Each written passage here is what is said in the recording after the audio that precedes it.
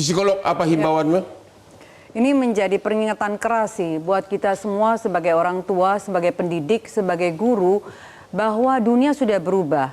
Pola asuh yang dipakai dulu itu sudah tidak bisa dipakai. Ya. Karena paparan pornografi ini sudah betul-betul menjadi satu momok buat anak-anak kita.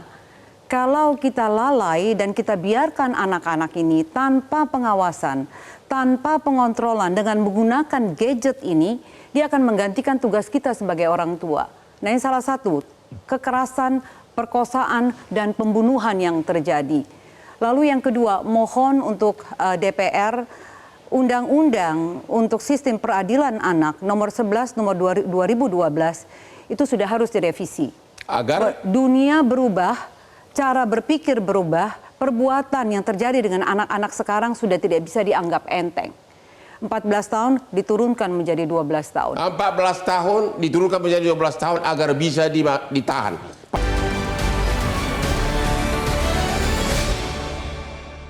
Dipersembahkan oleh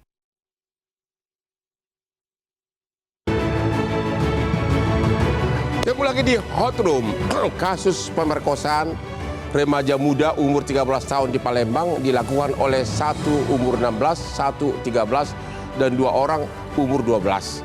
Apa himbauan kesimpulan Bapak yang terakhir ada? Tolong 1 menit ucapkan dari Bapak korban. Tolong semua bantu Odin, tolong tegakkan hukum ini seberat-beratnya. Ngelakuin anak aku gitu. Terima kasih Pak. Dari tante korban?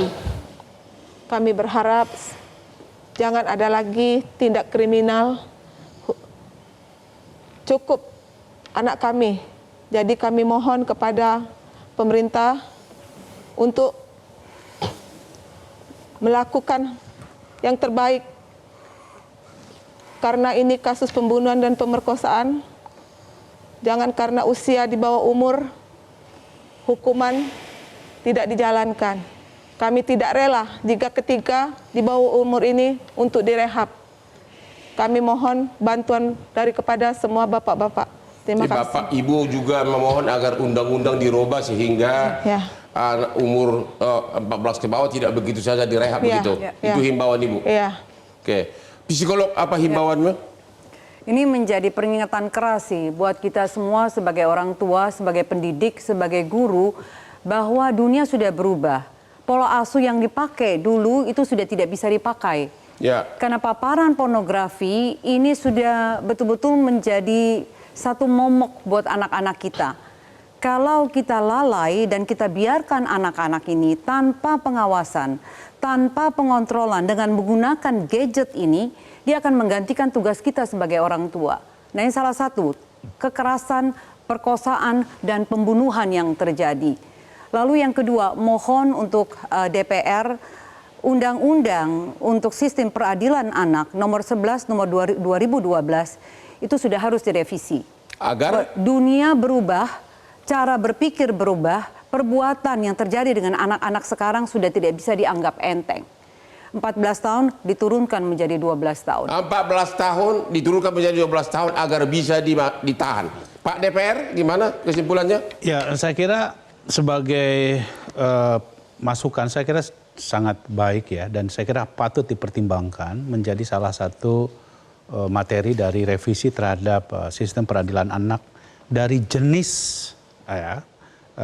tindak pidana yang dilakukan oleh anak tersebut. Tapi ada pertanyaan, do you care itu istilahnya? Oh ya tentu kita sangat peduli sekali. Kan sebetulnya dari aspek hukumnya itu kan sebetulnya memang harus terus mengalami proses perubahan. Kita sendiri terhadap undang-undang tindakan pidana kekerasan seksual itu kan sebetulnya undang-undang yang baru. Karena kami. Jadi Bapak setuju undang-undang harus dirubah juga? Dengan melihat kasus seperti ini. Dan sudah sering kejadian? Seharusnya memang diubah tergantung dari pidana. Kapan Anda mengajukan undang-undang ke MK? Bapak kan udah melebihi pengacara sekarang. Wah, saya akan himbau pengacara-pengacara yang dekat dengan saya bahwa ini ada ladang pengabdian dunia dan akhirat. Ya, untuk menyelamatkan, mengurangi dosa-dosa kita di akhirat. Iya, untuk menyelamatkan anak manusia. Ya. yang tak berdosa jangan sampai menular. Artinya kalaupun DPR lupa tugasnya, minimum ada 1-2 pengacara yang masih ingat surga begitu. Iya, ingat surga ya. Kemudian jalan tercepat MK, kemudian jalan yang lebih berikut karena kita banyak yang perlu dirubah undang-undang itu adalah lewat lembaga kita yaitu DPR. Ya. Antara lain batasnya saya setuju 12. Dan 12 ke bawah bukan berarti tidak boleh ditahan, tapi diselamatkan dengan diberi pembinaan di tempat tertentu. Soalnya kalau dibina oleh orang tua, hasil pembinaan orang tuanya yaitu jadi anak nakal seperti itu. Betul. Nah, Pak Fikar, gimana? Saran dari Bapak sebagai ahli hukum, apakah Iya. Bapak menjadi pionir untuk menggugat di MK undang-undang ini dirubah? Ya, saya agar dukung. jangan ada lagi isak tangis dari orang tua seperti ini? Ya, saya dukung Pak Susno kalau soal perubahan ke MK itu ya. Ya. Tapi begini, peristiwa ini di satu sisi buat kita sebuah musibah yang Ya. besar. Tetapi ada blessingnya kalau menurut saya. Blessingnya adalah kita menggali lagi pengertian-pengertian yang sudah tidak up to date, yang sudah tidak relevan gitu. Umpamanya Ya. soal anak-anak yang berhadapan dengan hukum. Pengertian itu juga harus diulang, terutama kuantitas. Tapi siapa yang peduli? Ya tentu saja Pak DPR kan akhirnya kita menyerahkan pada pemerintah dan DPR ya karena DPR yang akan datang. saya percaya kasus ini mengetuk semua pintu masyarakat gitu ya untuk ada satu perubahan di mana ujungnya adalah kita menuntut keadilan gitu ya di mana meskipun itu anak-anak gitu ya tetapi juga harus ada hukum yang bisa mengadili mereka yang bisa memberi pelajaran kepada mereka supaya anak-anak yang lain tidak melakukan itu gitu. Betul, Nah, itu ini saya yakin kalau ini terjadi dengan anak dari bapak-bapak pejabat, nggak mungkin kasus ini tidak akan ditangkapi dengan serius. Ini karena kebetulan adalah seorang buruh serabutan yang ngangkat bola golf gitu ya, dikali-kali. Jadi mungkin dengan adanya Bang Hotman, terima kasih sekali sehingga orang kecil-kecil seperti ini mendapat perhatian di mata pemerintah. Terima kasih Bang Hotman. Aduh, aku nggak bisa ngomong apa-apa lagi nih. Iya. Hah? Gimana Pak Susno? Dengan Ngomong apa dong? Hodrom inilah corong kepada seluruh bangsa. Ya. Yang mudah-mudahan menggugah DPR, menggugah para advokat, menggugah pada orang tua untuk lebih mengawasi anaknya. Dan langsung apa yang kita bicarakan di Hodrom inilah suara rakyat yang nantinya apa yang harus dirubah daripada undang-undang itu supaya keadilan tegak. Terima kasih Hodrom. Oke, sebagai kesimpulan adalah agar masyarakat jangan salah pengertian, Undang-Undang Perlindungan Anak jelas mengatur bahwa pelaku tindak pidana anak yang bisa ditahan itu hanya umur 14 tahun ke bawah. Kalau umurnya 14 sampai 18 tahun, dia bisa 14 tahun. Yang bisa ditahan itu 14 tahun ke atas.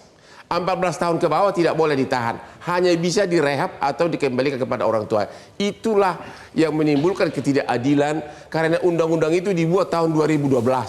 Sedangkan dengan medsos sekarang, anak udah cepat dewasa. Jadi ada usulan agar para aktivis segera menggugat undang-undang ini ke MK agar bisa dirubah seperti merubah undang-undang politik begitu cepat. Yang kedua, agar para anggota DPR kita yang masih ada masa jabatan 1,5 bulan lagi untuk membuka pintu surga agar memberikan waktu untuk merubah undang-undang ini sebagai balas budi terhadap rakyat. Kepada keluarga korban kami turut berduka cita ya. Bapak ini hanya bekerja sebagai tukang pengumpul bola golf serabutan, tidak berdaya apa-apa. Demikianlah akhir dari diskusi kita malam ini.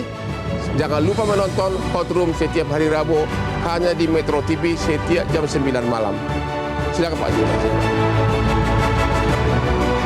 Jelajahi cara baru mendapatkan informasi. Download Metro TV Extend sekarang.